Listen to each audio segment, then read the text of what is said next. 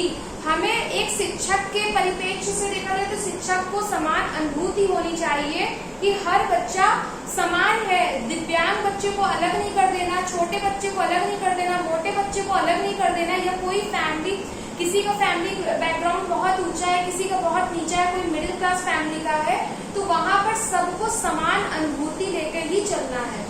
फिर समस्या समाधान, बच्चा है, छोटा बच्चा है, तो ऐसा नहीं करना कि मैं टीचर हूँ तो सिर्फ मेरे पास ही समस्या है।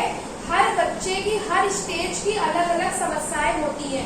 कभी कभी किसी बच्चे को ये टेंशन है कि उसका होमवर्क नहीं हुआ है, किसी को फर्स्ट आना है क्लास में, किसी को पार्टी में क्या पहनना है, तो हर किसी की समस्याएं अलग अलग होती है। तो हमें हर बच्चे की समस्या को समान रूप से अनुभूति करना है।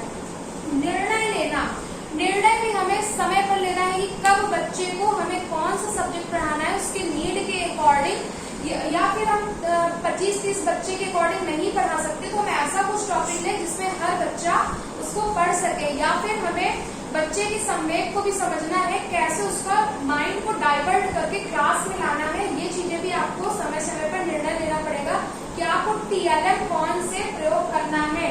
आपको TLM में आपको स्केच प्रयोग करना है, डस्टर प्रयोग करना है, आपको क्या प्रयोग करना है, वो चीजें हैं। तो ये सारे भी निर्णय आपको लेना पड़ेगा कि आपको प्रोजेक्टर में पढ़ाना है कि उस टॉपिक को आपको गार्डन में लेके जाके पढ़ाना है, कि आप पत्तियों के बारे में पढ़ा रहे हैं तो आप पत्तियां रटा रहे कि ये कमल की पत्ती, गुलाब की पत्ती है, तो आपको वो जितनी भी हर्ब्स है या फिर जितनी भी लीव्स है उनके बारे में आप गार्डन में तालाब के किनारे ले जा सकते हैं।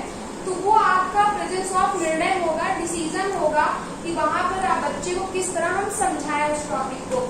समान आलोचनात्मक सोच, जैसे यहाँ पर यूनिसेफ ने बताया था कि हमें अपसारी चिंतन कराना है, सृजनात्मक चिंतन कराना है, इसी तरह समान आलोचनात्मक चिंतन होना चाहिए, रचनात्मक सोच होना चाहिए। जो बुक में लिखा है उस बच्चे को रटाना नहीं है, अलग अलग प्रकार से बच्चा सोचे।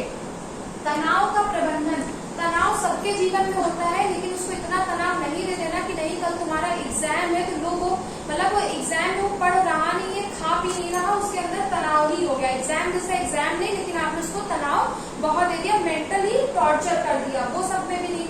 भावुकता पर भी नियंत्रण करना सिखाना है। भावुकता का मतलब है कि कभी आप भावुक हो गए, टीचर के परिप्रेक्ष्य में देखिए, अगर आप भावुक हो गए, बच्चे को प्यार कर लिया, कभी आपने उसको उसकी गलतियों में भी आपने उसको प्यार कर लिया, उसको कह अरे चलो ठीक है कर दिया तो कर दिया, ये सारी चीज। अगर वो गलती करता है तो फिर आपको उसको दंडित करना स्वाभाविक है, लेकिन जो दंड आपको देना है, दंड देते समय आपको हंसना नहीं है और आपको ग्रुप में दंड नहीं देना, एक बार ही दंड देना है।